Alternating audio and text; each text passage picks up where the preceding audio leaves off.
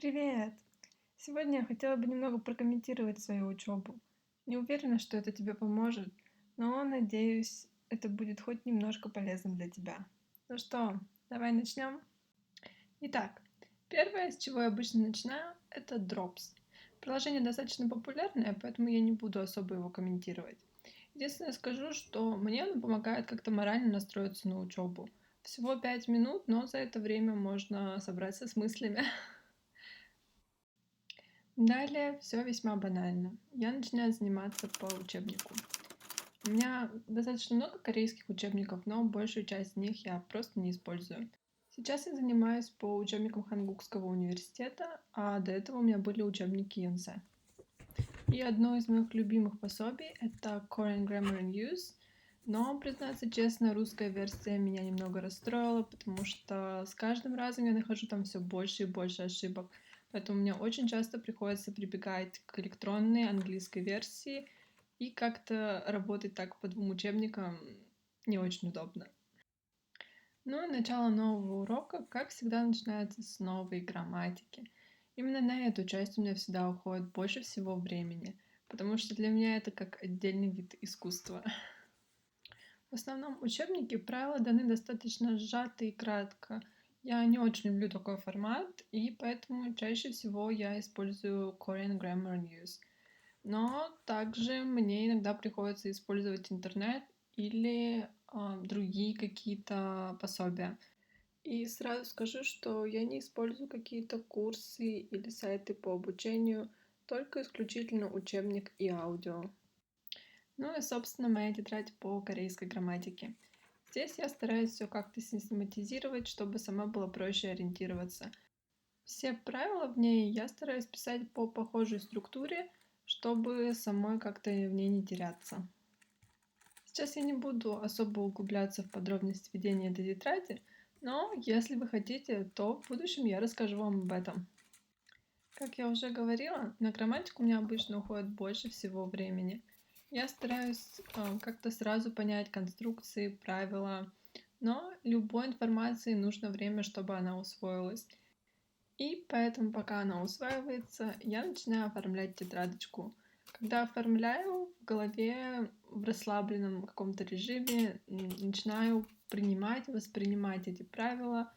И, знаете, у меня так, чем сложнее конструкция, тем более интересный получается разворот. Потому что на каких-то простых конструкциях, правилах там ничего нет. Страницы просто пустые. Ну, в общем, по такому принципу я разбираю грамматику урока. Как правило, в одном уроке дается две-три конструкции, чаще всего две, и у меня получается один полноценный разворот. Я забыла сказать, что всегда ставлю таймер на 1 час. Это позволяет мне контролировать время и все-таки не забывать про реальность. Я также веду ежедневник, такой study planner, в котором также отмечаю, что за какое время я делала, чтобы, опять же, прослеживать свой, возможно, прогресс или наоборот, и контролировать время, сколько у меня ушло на грамматику, на чтение, на письмо и так далее.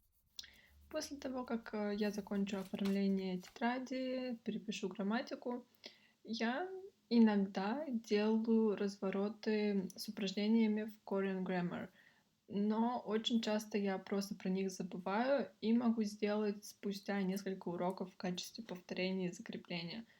После разбора грамматики я начинаю делать упражнения в учебнике. Этот учебник, кстати, отличается от моего прошлого, так как в нем прорабатываются сразу все аспекты говорения, аудирования, письмо и, по-моему, еще что-то. И чтение. Однако к самой структуре учебника я все еще не очень привыкла, так как вся лексика, необходимая для темы, вынесена в рабочую тетрадь в самый конец урока. Такое расположение немного напрягает пока что. Но, тем не менее, я изначально всегда прорабатываю именно лексику. У меня есть вот такой вот блокнотик. Это что-то подобие словаря, но какой-то такой творческий подход. Туда я записываю всю лексику, которую, в принципе, необходимо, если что, повторить, и ничего страшного, если слова повторяются. И сейчас я перестала писать перевод, так как большинство слов я знаю, а это просто, чтобы время от времени они попадались мне на глаза. Этот блокнот я, в принципе, таскаю с собой всегда, когда езжу на учебу, с учебы, на работу, в перерывах. Просто листаю его и стараюсь его сделать немножко креативным, чтобы мне хотелось его листать, хотелось там что-то рассматривать. Поэтому я стараюсь делать какие-то визуальные опоры. Это может быть какие-то рисуночки, какие-то подчеркивания, или же просто слова выделить разными цветами, например, глаголы желтые, прилагательные там оранжевые, существительные еще какие-нибудь. Ну и заканчиваю я обычно упражнениями для закрепления в рабочей тетради. Их там достаточно много, поэтому можно отработать всю грамматику, лексику и, в принципе, потренировать все свои навыки. Обычно я занимаюсь корейским утром, и у меня уходит порядка 3-4 часов.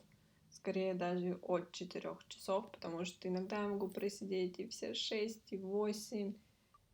Я стараюсь наслаждаться, когда занимаюсь, потому что знаю, что немного позже у меня уже не будет столько времени, чтобы отдаваться любимому делу, и поэтому сейчас я стараюсь насладиться каждой минутой. В общем, я очень надеюсь, что тебе понравилось это видео, и ты заглянешь в гости снова. Если у тебя остались какие-то вопросы или же просто есть какие-то идеи для видео, то пиши в комментариях, буду очень рада. Ну и на этой ноте я прощаюсь. До новых встреч. Пока-пока.